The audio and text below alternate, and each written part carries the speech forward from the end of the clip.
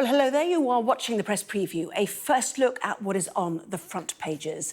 Time then to see what's making the headlines with the Observer's chief leader writer, Sonia Sodha, and the former Conservative special advisor, Salma Shah. Welcome to both of you. So, front pages then, let us start with the Metro, describing Prince Harry as having been given a reality check during his High Court testimony, with the Mirror Group's lawyer insisting his claims of phone hacking are in the realm of speculation. The Daily Mail offers an analysis from their columnist Jan Moyer, who has little sympathy for Harry. The Financial Times quotes the Ukrainian President Volodymyr Zelensky saying Russia has detonated a bomb of mass environmental damage after the breach of a major dam on the Dnipro River. The Eye calls the incident a war crime and says 40,000 people have been displaced. And the situation in Ukraine is also the main concern for The Guardian. Away from Ukraine, the Daily Mirror leads with calls from Rob Burrows' wife to knight his former teammate and fundraiser, Kevin Sinfield. The Express has word of a supposedly game-changing weight loss drug. And The Star queries the low rate of convictions for burglaries across the country. A quick reminder, by scanning the QR code you'll see it on screen during the programme, you can check out those front pages for yourself while you watch us. So let's head straight to our guests then, Sonia Sodha and Salma Shah. Welcome to both of you. Some extraordinary pictures today, Sonia, including The Guardian, an environmental disaster, 100 villages flooded, this major city of Kherson, real implications for both the war, the economy and the livelihoods of people in southern Ukraine. That's right. So this dam that's been destroyed is an absolutely huge dam. It's 2 kilometres long, much, much bigger in scale than anything we've got here in the UK, many times more bigger. And Rishi Sunak, the Prime Minister, has just issued a comment tonight in which he calls this, the biggest attack on Ukrainian civilian infrastructure. It's really hard to overstate the scale of the damage that this will cause, the human damage to many, many Ukrainians, but also the vast environmental damage. This is going to have huge repercussions, and there may be lots of knock-on effects. So this obviously affects water supply. It actually affects potentially the calling of a massive nuclear power station in Ukraine, although thankfully experts say that there are enough safety measures in place that it shouldn't be affected for many weeks to come, all being well. But this is absolutely massive in scale, and it comes just as, there's talk of Ukraine launching a counter-offensive against Russian forces in Ukraine, trying to capture back lost ground this summer, ground that has been taken over by Russian forces. So it's a really, really significant event in the war. Yes, and the Prime Minister on his way to Washington, somewhat equivocal at this stage about who is to blame, Salma.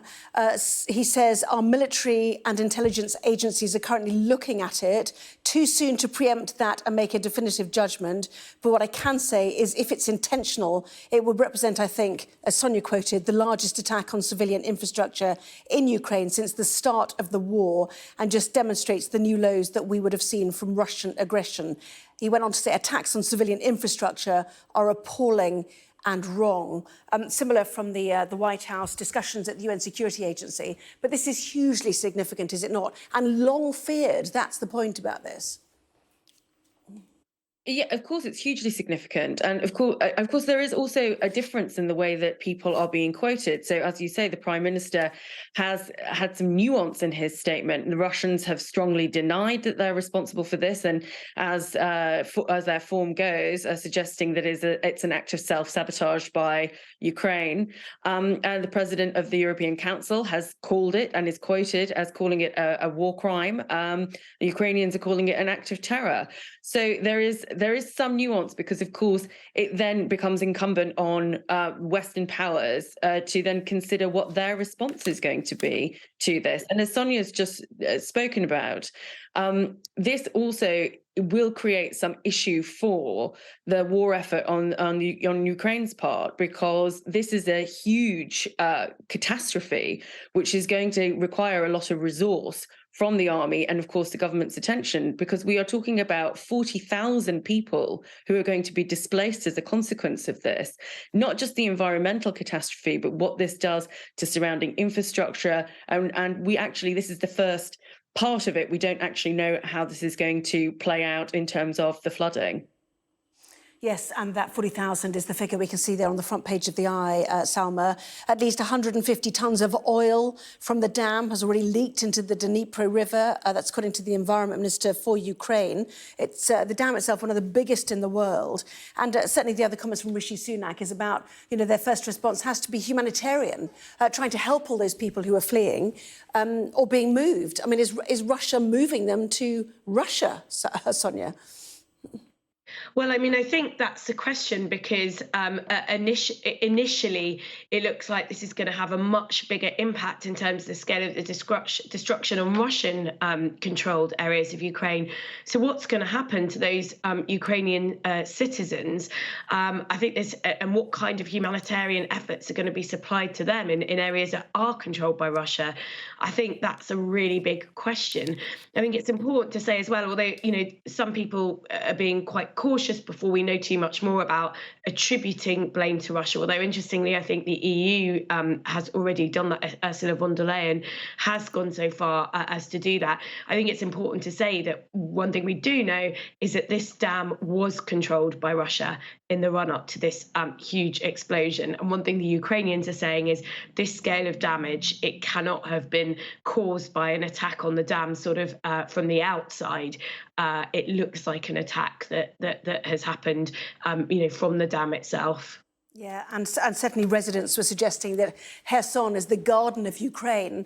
I see that wheat prices have already surged, one figure of 2.4%, another quoting 3%, has big implications, therefore, for, feeding other parts of the world. So everyone will be watching closely, because this is ongoing. It is still actively flooding, and we'll certainly keep an eye on that. In the meantime, the other big story, Salma, front page of the Metro and a number of other newspapers, Prince Harry, they call it his reality check, cross-examined, not the cosy interviews possibly he's seen before. No, indeed. And of course, this is one of the great preoccupations of the newspapers tomorrow, because it deals directly with what Prince Harry has said is the practice of newspapers, or certainly was when he was growing up. So there's been some quite emotional testimony from Prince Harry in court today. And as we go through the papers, we'll see a different sort of perspective on that. I mean, nobody can sort of deny that this person has had a very difficult time. And when you go through that testimony and he talks about, not being able to trust people because of these stories appearing, nobody can sort of prevent themselves from being slightly sympathetic, if not more so, towards him. But the crux of the issue is about his allegations around the legality of how that information was obtained. And that is the contentious piece that is unfolding in the courtroom at the moment.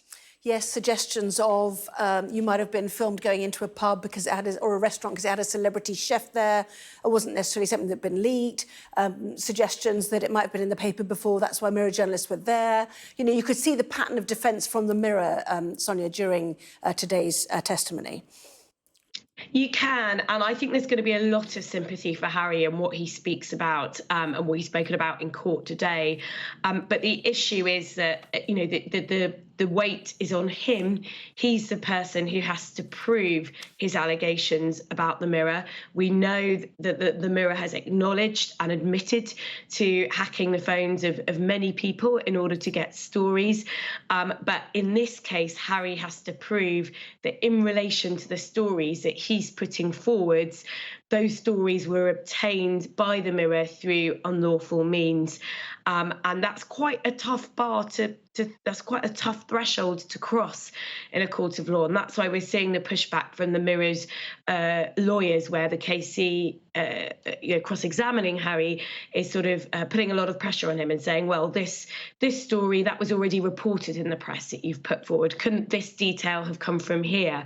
So what the Mirror's lawyers are trying to do is sort of say to the judge, well, there's no proof here that this information was obtained through unlawful means.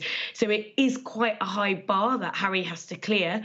However, I do think that for Prince Harry, he's been very clear that he's going to do what he can to expose the part that he feels the tabloid press has played in making his life very difficult and the life of his wife, Meghan, Duchess of Sussex, very difficult as well. And so, perhaps for him, obviously he wants to try and prove this in court, but even this getting an airing in court might for him, be part of his objectives.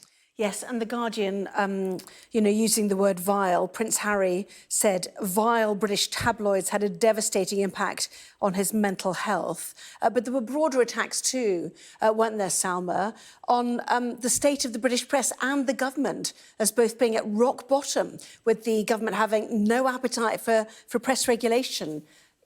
Some commentators suggesting this is an establishment figure attacking the establishment.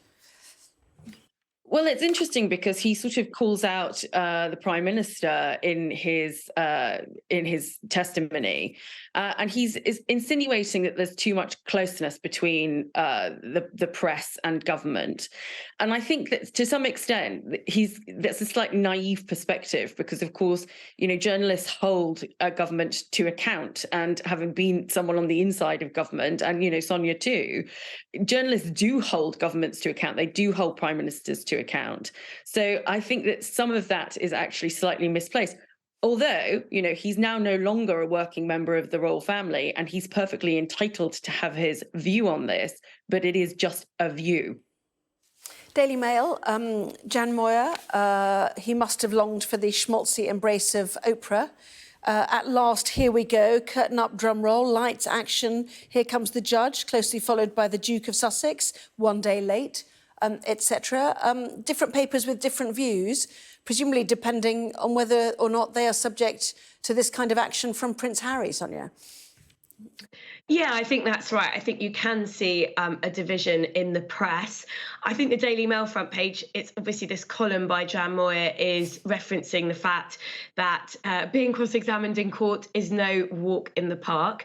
And it's very different to doing a celebrity interview, like being interviewed by Oprah Winfrey, for example. However, I'm sure Prince Harry was aware of that before he gave evidence in this trial. And he made the decision that he was going to do it anyway. I'm sure he'll be very clear about the risks that there are involved for him. And anybody who's watched any form of trial, and this is a high-profile trial in the High Court, knows that you come under quite intense scrutiny from barristers from the other side. So I'm sure Harry himself would have done a lot of preparation with his advisors for this moment. And I think the fact that he's come in for some quite fierce cross-examination, that's not a surprise. That's exactly what you'd expect in a high-profile trial in the High Court.